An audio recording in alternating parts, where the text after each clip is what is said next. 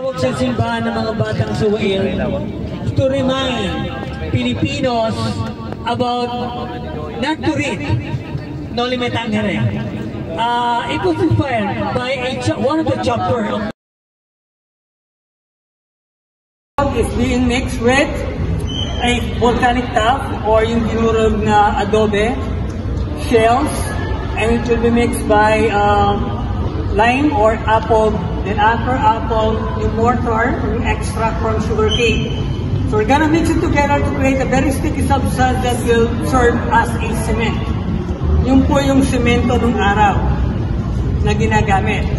So if a family failed to deliver the numbers of eggs, the eldest member of the family will be receiving a punishment. It's either 100 lashes ng latigo or any severe punishment that the Spanish regime will give. No, for not following the mandate, especially by the church during the construction.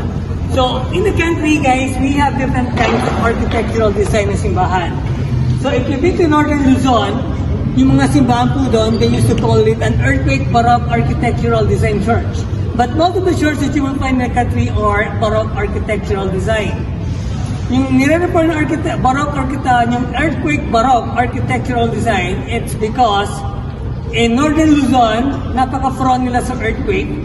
Then, yung foundation ng soil nila is not the same with the foundation of the soil that we have in Central and Southern Luzon.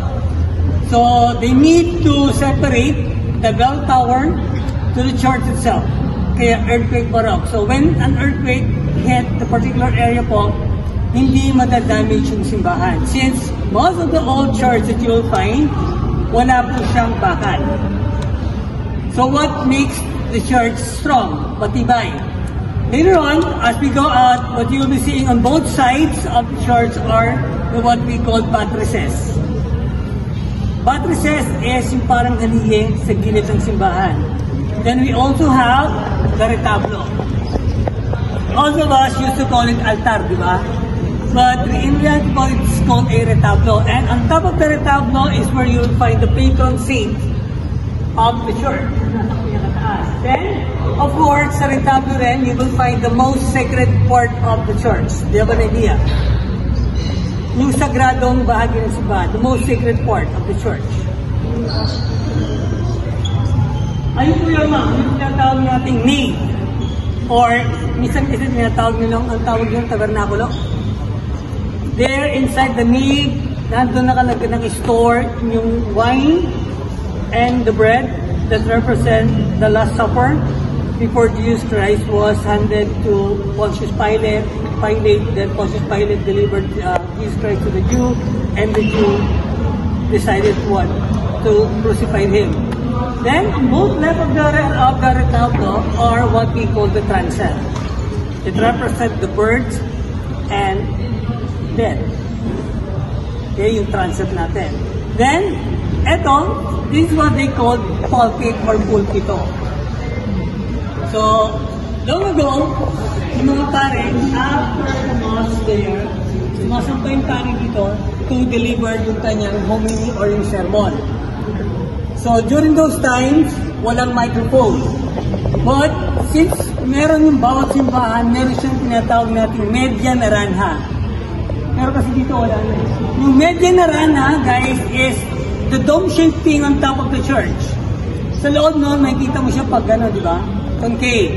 When you say media naranja, it means half of a lemon. But in this case po kasi yung lemon, yan parang dome-shaped siya. So, during Spanish time, separate yung upuan ng mga babae sa mga lalaki. Then after that, the door will be shut closed together with the windows. So once the priest is standing here, meron na siyang hawak na dalawang bagay. So they have an idea what are the things na hawak ng pare before, habang nag-deliver siya ng kanyang sermon. So there are two things. One is Bible, then the other one are stones or bato. So what is the purpose of the bato? So yun po yung pinambabato sa mga natutulog habang nag-deliver ng sermon ang pare. Pinaniwala kasi nila tayo na it is a mortal sin na kapag natulog ka, habang nag-deliver ng sermon yung pare, pinapasukan ng demonyo sa katawan niya. Okay, that's the pulpit. So, at the top of the priest voice niya nagbabounce doon sa medya naranja so that yung mga nagsisimba can hear all the things na sinasabi ng pare, especially during the time when Noli Me Tangere is in circulation na pinagbabawal na simbahan Katoliko. Okay? So, not all church natin, katulad ng ginawa niyo kanina, every time na papasok ka sa isang simbahan, being the first time, you have to knock 3 times, say your petition, then enter the church using your right foot. If it's a long tradition na ginagawa ng mga Pilipino, even Castilla, even Pope visiting the country, then why are we kneeling? Pagka papasok ng simbahan, we used to kneel yung right foot natin. It's because inside the church, nandito yung spirit. Then, pag nag-celebrate yung Mass, the one celebrating the Mass, yan ginagawa natin, ulo na lang yung inaano natin. Okay? So, in particular, guys, lahat ng simbahan natin, katulad nito, this is an Oriental Baroque architectural design. We have a Classical Baroque, and we also have Earthquake Baroque architectural design first. So, this is not the longest aisle that you will find. Yung pinakamahabang aisle na simbahan na meron po tayo is 120 meters long. Ito po yung simbahan na kung tawagin natin ay Santa Monica de Sarat Church in Sarat, Ilocos Norte. Na kapag nagkamali, pagpasok ng simbahan, ang isang bride, the wedding will be cancelled.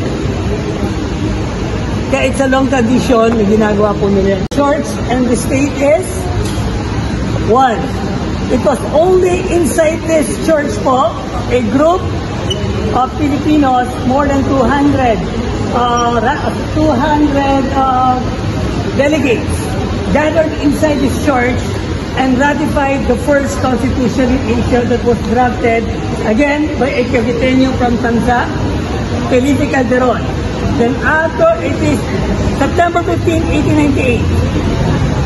The first Philippine Congress took place inside this church. The ratification of the first constitution that was drafted by Felipe Calderon. Actually, so that we had 2 constitutions. Drafted first by Felipe Calderon and the other one was drafted by Apolinario Mabini. But they chosen the Felipe Calderon draft.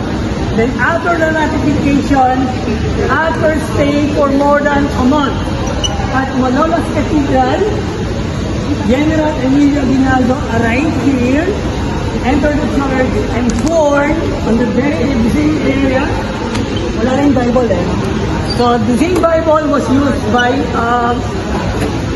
Arab Strada. So on that area po, Emilio Aguinaldo took out as the first president of the very first republic in Asia. That didn't last long because of what Private William Grayson did when he intentionally killed a Filipino soldier trying to cross Pinaglaban Bridge in Santa Mesa, Manila. Then also in this church po, another president swore and took out to defend the constitution of the country, the 13th president of the Republic of the Philippines, Joseph Estrada, using the same Bible that Emilio Aguinaldo used when he took out